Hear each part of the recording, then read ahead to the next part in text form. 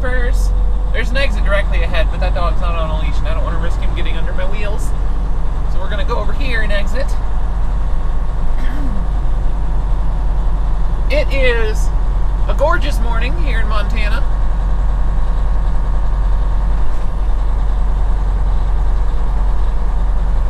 That ought to do.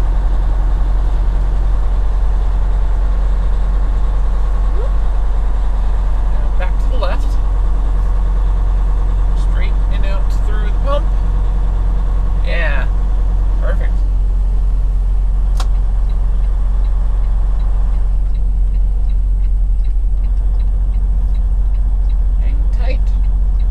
For traffic to clear.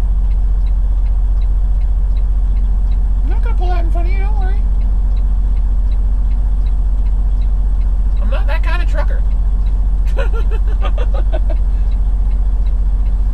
It figures like out of nowhere, like there would be traffic on this road.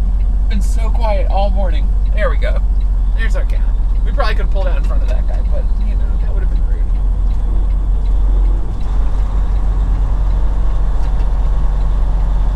0.1 mile ahead, turn right on ramp to I-90 East.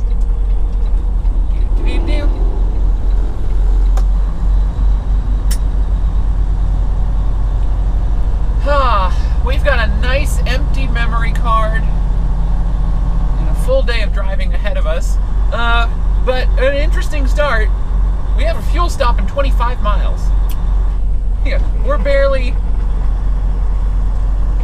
a quarter tank into this particular fuel tank, and the algorithm's like, you should just fuel up now. 0.1 mile ahead, merge left on I-90 East. Which tells me, so our next two fuel stops are both intermediate fuel stops. They're not complete fill-ups.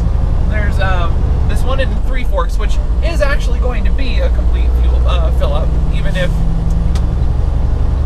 the algorithm thinks I can only fit 65 gallons. I've only got like 46 gallons of space Take exit 274 in the and then tanks. turn right on US 287 South. Which is what I told it. Like, I told it I only had... I told it I had only used less than a quarter tank since my last fill-up. And it's like, go buy 56 gallons, or go buy 65 gallons at this next truck stop down this road. And I'm like, that's an interesting strategy. I can't fit that many gallons in my tanks. And then the next fuel stop is a 50-gallon fill-up in like 1,500 miles. So it's like, oh wow, our next cheap fuel stop isn't until Illinois. And everything else in between is just like buy the minimum amount you can to make it to the next cheap fuel stop. Which has not happened to us for a while. That was, it's been a good little while since we had to do intermediate fill-ups. Normally, it's like, you know, you fill up your tank or you don't, you know?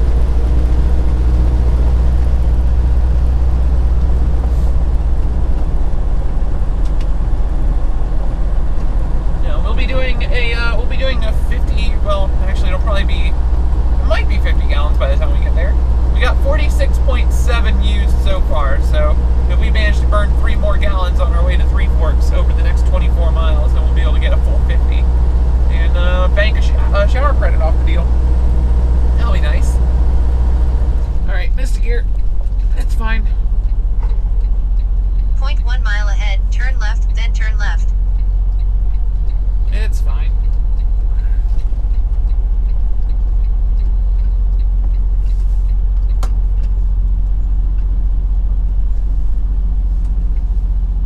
We're all good. There it is. Got it.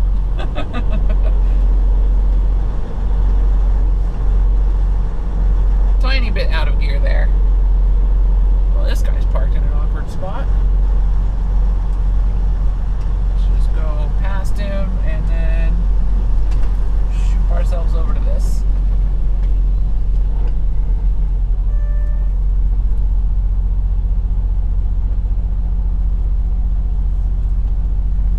That'll do.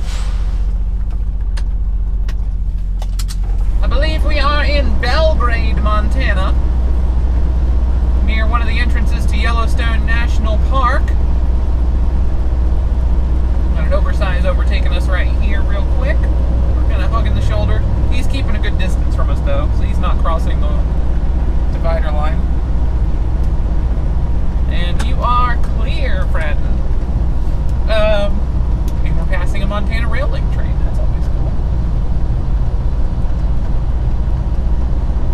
Montana rail link locomotives have such a good color scheme. It's kind of like that. I like that nice, deep, rich blue. It's a good color. That's what color I would have for my own truck if we got to choose other colors than black. But, you know, black would be a very close number 2. I do like the color black. And good gracious, our trucks look so good with the black trucks and black trailers.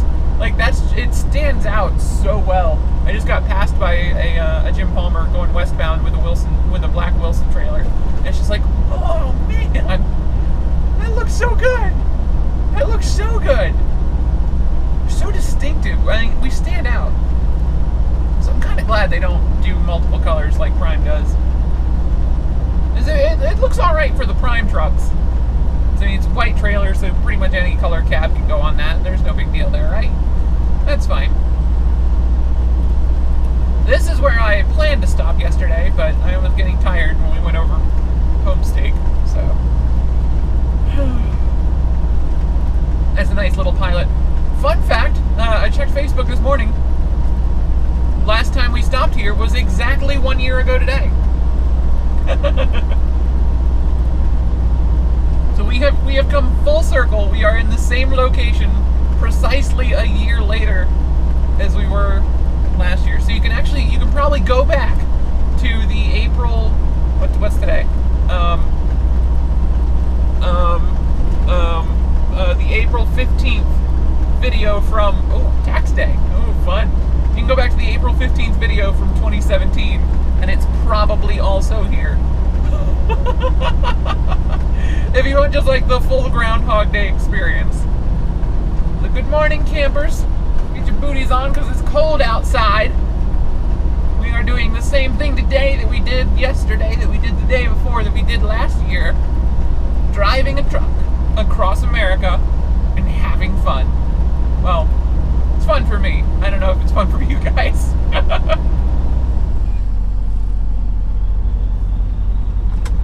Day runners on. Air conditioning on. It's actually gotten a little toasty in here while we've been parked.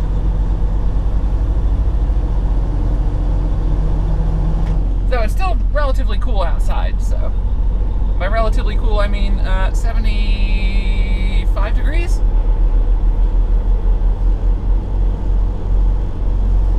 Which, in my book, is relatively cool.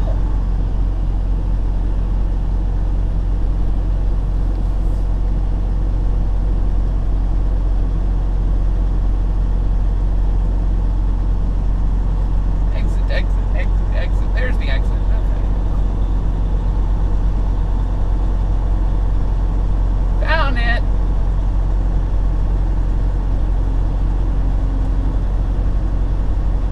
Anybody coming in? Doesn't look like it. So yeah, nice and clean. Have a good shower. 14.3 miles ahead, take exit 510 and then turn left on US 212 East.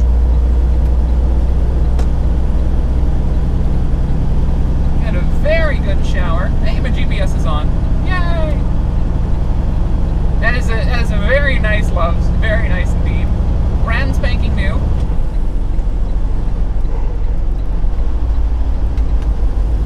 Turn off the hazards because we've hit 50. Mostly. There we go, there's 50. Like, come on, Maxwell. We were at 50 and then I shifted and then we were at 48 and it's like, come on. I shifted because I shifted while we were going uphill without going over our VM to account for that, so, oops. Alright, we got about 15 miles to where we turn off of I-90 and hop onto US Highway 212. On 212, we will be doing the speed limit or 62 mile an hour, whichever is slower. Gosh, there's a lot of bugs on my windshield, I'm just noticing. So yeah, we're gonna enjoy our last couple minutes at 58 our nice low average speed that gets us good fuel economy. A good fuel economy up here is about a 4.6 right now. Sorry, not 4.6, 7.6 right now for our fuel economy for this week. I do believe that reset. I don't know if that. I don't remember if I reset that in Boise or Wilder. I guess we were near Boise, or the next day when we got up into Prosser. I think it was actually I reset it at Prosser. I think when we fueled up. That way I didn't lose my because my fuel gauge is kind of unreliable. So I used the digital. There's 3 odometers. There's the total odometer for the truck, which you can't mess with. That's just always counting the mileage of the truck. That's currently at 357,000 miles on Mr. Maxwell here, so he's getting up there in the age. 357,000 on the overall odometer. There's the trip odometer, which I use to track my weekly fuel economy. That's the one that resets the fuel economy bar on the main page of the what is it? Glass cockpit is the word they use in aircraft. But there's a digital display on my truck, and it has the fuel economy and the odometer on it, as well as the temperature, sometimes the time, depending on how it feels. It's rarely ever the right time, but it's usually a time. And it's got your cruise control and current set speed on it. But yeah, the trip odometer resets the fuel economy meter. So I use that I reset that about once a week. And then there's also a leg odometer, which I reset every time I fuel up. That way, because that keeps track of how many gallons you burn. So if I reset that every time I fuel up, I've got effectively a digital fuel gauge to rely upon. And it's much more accurate than the analog one. The analog one, I think, is based on some kind of floater.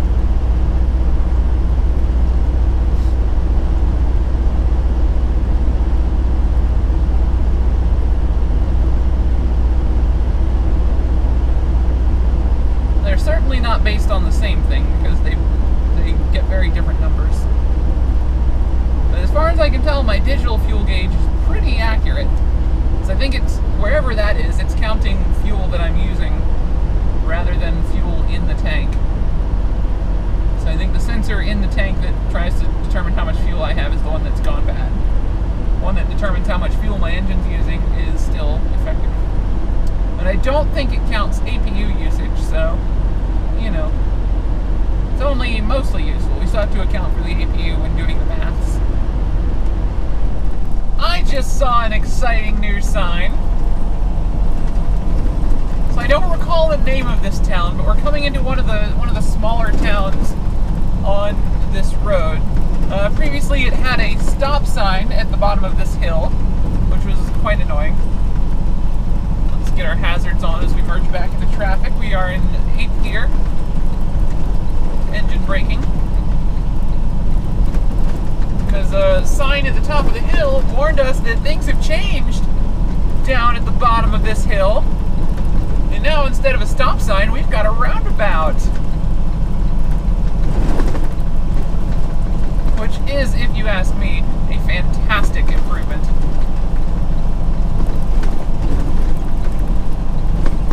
I hope they put a more permanent sign at the top of the hill warning people, because the coming around the corner to, oh, we need to stop now thing is kind of not great. Like, even coming down that hill in 8th gear with the engine brakes screaming, we're still having to apply the service brake here for the drop to 35.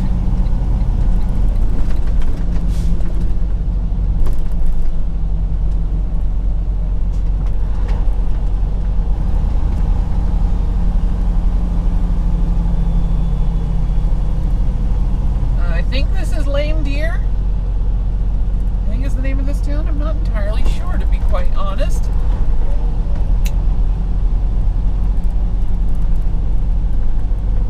Let's see, nobody coming at all.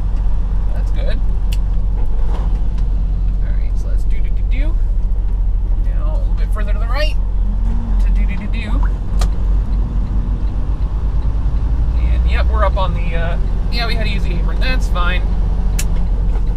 Not ideal, but not bad either.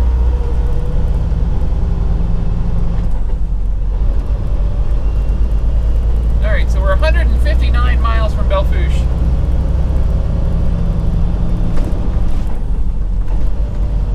That's so nice. I'm glad that's a roundabout now. That's a great spot for a roundabout because it's not enough traffic to justify a traffic signal, but it was a little bit too much traffic for a stop sign.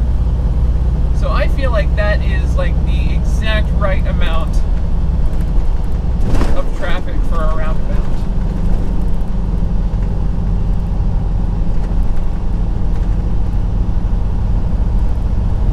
Ah, I know what this is. This is Wyoming. I think. Yeah, this is Wyoming. Alright, this is the border. And ding, we are in Wyoming. Huzzah! We won't be in Wyoming for very long, but we are in fact now Maxwell. We are in fact in Wyoming. The sunlight is receding behind us. It's quite a good sunset if I'm entirely honest. Just from what little I can see of it in my mirrors. Devil's Tower is somewhere off to our right. I can't see it, but I just passed a sign for it. So, I believe this area is called Hewlett, Wyoming. I think there's a town kind of off to the rightish, nestled up against the hills. It might be pronounced Hullet. I don't know. It's H-U-L-E-T-T, I think. Of course, it'll flash up on the screen, so you guys already know how to spell it. But my brain's just like, well, that's probably pronounced Hewlett because that's the closest normal word I can think of to that spelling. So that's maybe how it's pronounced. I don't know. We won't be in Wyoming for very long. This is we're just cutting through the upper right-hand corner of the state. Wyoming's one of the square states, so.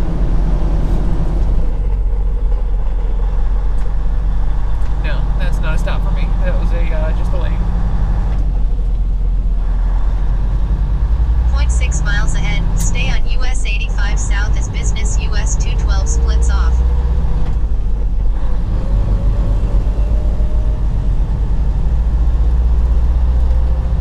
Oh, okay, that's, I'm like, why am I getting cold all of a sudden? It's the wind is blowing in through my window now, because it's hitting us from the left. Let's get in the left lane.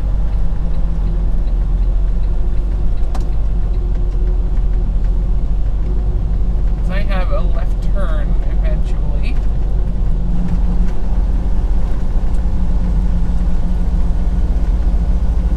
Miles ahead, stay on US 85 south as business US 212 splits off. Yep, I'll manage. Speed limit 25, alright.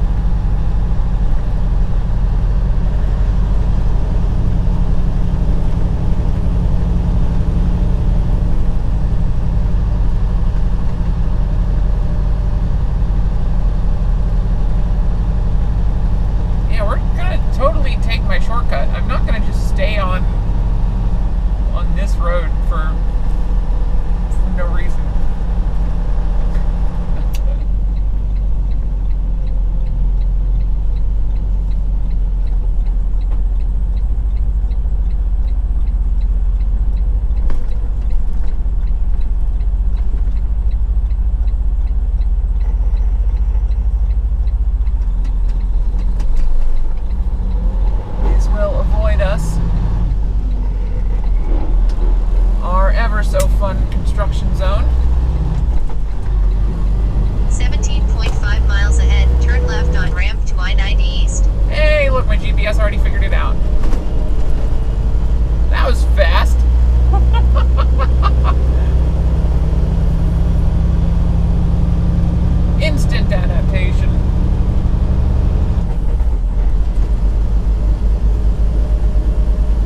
off like 5 miles, and it's got no stoplights on it, so better route.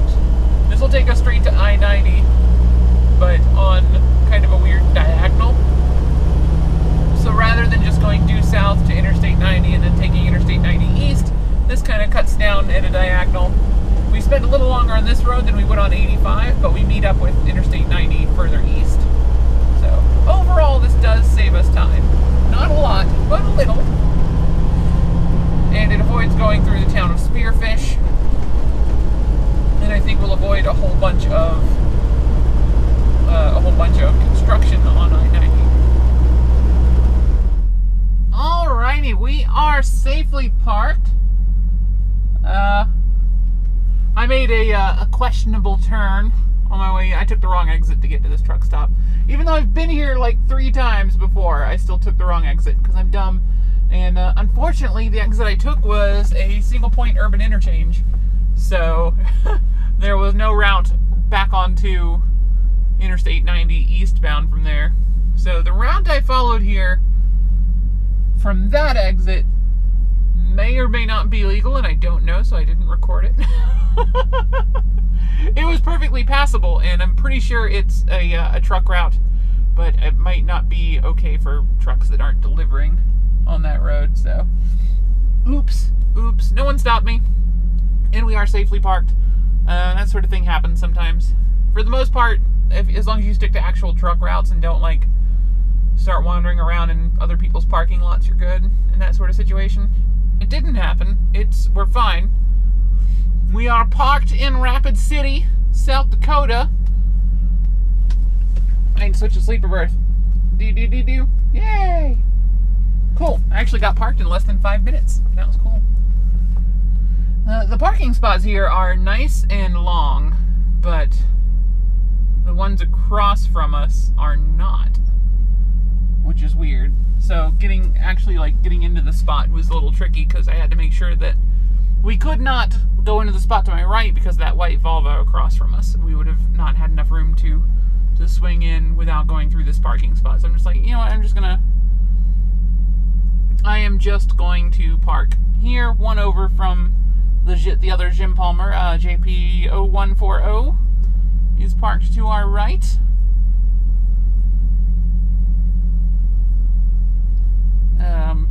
So yeah, we're parked here. And I'll be here all night, and tomorrow morning I'm going to have breakfast with my sister, who lives in this city, and she's going to bring my adorable baby nephew, who I haven't seen since he was like a week old. So that will be fun. I am super looking forward to that. So yeah, I will see you guys tomorrow. My name's Ellie O'Dare, AzerAngel17 on Twitch, Xbox Live, and Steam. Drop in and say hi on the Twitters as well, at Ellie O'Dare, no apostrophe in the username. And if you can't spell O'Dare, you'll figure it out. Thank you guys so much for watching, and have a great day.